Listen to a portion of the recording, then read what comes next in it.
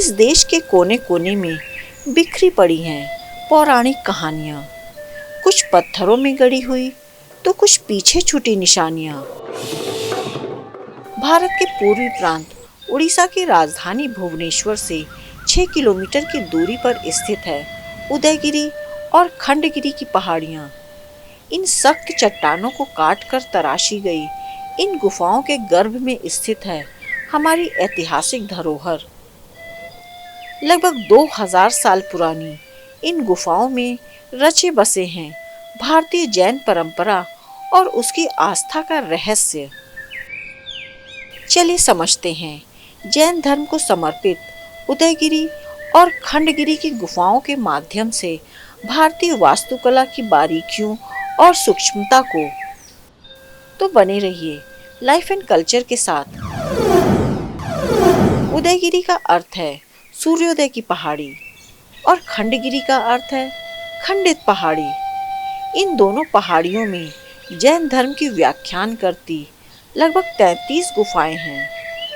इनमें से 18 उदयगिरी में और 15 खंडगिरी की गुफाएं हैं, जो अपने मूल रूप में हमारे अतीत की यादें ताज़ा कराती हैं।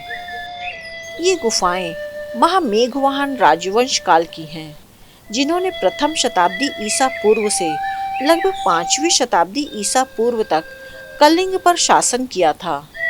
हालांकि इन पहाड़ियों में आगे आने वाले शासकों ने भी गुफाओं का निर्माण जारी रखा। यह प्रक्रिया 10वीं एवं 11वीं शताब्दी तक जारी रही। कई गुफाओं में मिले शिलालेखों से पता चलता है कि इनमें से ज़्यादातर गुफाओं का निर्माण महामेघवंशी शासक राजा खारविला, उनकी धर्म पत्नी, उनके पुत्रों और उत्तराधिकारियों ने बनवाया था। कई गुफाएं इतनी सकरी और ऊंचाई में इतनी छोटी हैं कि उनमें आप सीधे तौर पर खड़े भी नहीं हो सकते। जैन धर्म में अति संयम और कठिन उपासना की बात कही गई है, इसलिए ये गुफाएं छोटी हैं। अति संयम और कठोर उपासना पद्धति वाले जैन दर्शन की झलक इन गुफाओं के वास्तुकला में देखने को मिलती हैं। इन गुफाओं का आंतरिक भाग जहाँ सपाट एवं सादा है, वहीं बाहरी भाग कई तरह की मूर्तियों से सजे हैं, जिसमें जैन ब्राह्मण और विज्ञान की झलक है। साथ साथ दरबार व शाही जुलूस एवं शिकार जैसे दैनिक कार्यों को भी दीवारों पर उकेरा गया है।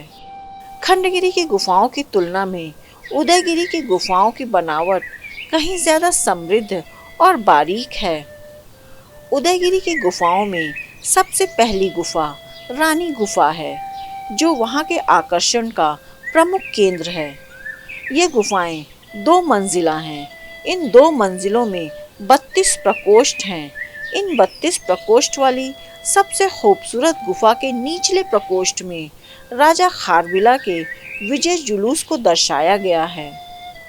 साथ साथ विजय से उत्साहित लोगों के चेहरों को घरों से झांकते हुए और आनंदित होते हुए दिखाया गया है। गुफा नंबर 10 को गणेश गुफा कहा जाता है। इस प्रकोष्ठ के सामने 2 विशाल हाथियों की मूर्ति लगी है। भीतर भगवान गणेश की खूबसूरत तराशी हुई मूर्ति है। बताया जाता है कि यह गुफा 10वीं एवं 11वीं शताब्दी के बीच बनाई गई थी। इसके अलावा बाघ गुफा भी अत्यंत महत्वपूर्ण है। इस गुफा का नाम बाघ गुफा इसलिए रखा गया क्योंकि इसका प्रवेश द्वार बाघ के मुंह जैसा है। इसके साथ साथ हाथी गुफा के बिना उदयगिरी की गुफाओं को समझना असंभव है। हालांकि इस विशाल गुफा की बनावट कुछ खास नहीं है, परंतु यहाँ की दीवारों पर अंकित शिलालेख अत्यंत महत्वपूर्ण हैं। इन शिलालेखों से राजा खारविला के बारे में पता चलता है। शिलालेखों की शुरुआत ही नमोकार मंत्र से होती है, जिससे पता चलता है कि जैन धर्म ही कलिंग राजा का राज्य धर्म हुआ करता था। उदयगिरी की तुलना में खंडगिरी की गुफाएं सादी एवं सरल हैं। इनकी दीवारों पर 24 जैन तीर्थकर साधारण रूप से उकेरे गए हैं। खंडगिरी की गुफाओं में गुफा नंबर 3 उन्नत गुफा बहुत खास है। इसका नाम द्वार पर बनी मेहराब पर अंकित 2 सांपों पर रखा गया है।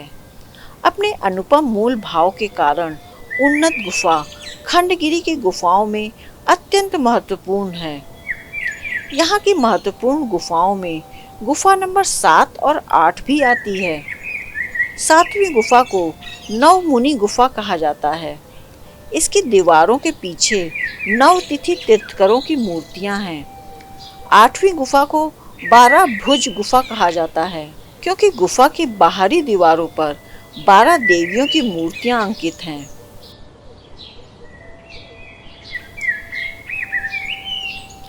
खंडगिरी में 8वीं शताब्दी में बना एक जैन मंदिर भी है। संभवतः पहले बने मंदिर के स्थान पर ही बनाया गया है।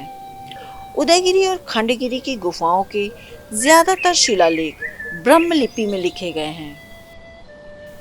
इनमें से ज्यादातर अभिलेखों का अर्थ समझा जा चुका है और उनका अनुवाद भी हो चुका है। इन ब्रह्मलिपि में लिखे शिलालेखों से 2000 साल पुरानी एक भव्य राजवंश के बारे में जानकारी मिलती है। उदयगिरी और खंडगिरी की गुफाएं अत्यंत महत्वपूर्ण हैं। इन्हें हर हिंदुस्तानी को अवश्य देखना चाहिए, क्योंकि भारतवर्ष में जैन धर्म से जुड़ी गुफाएं बहुत कम हैं।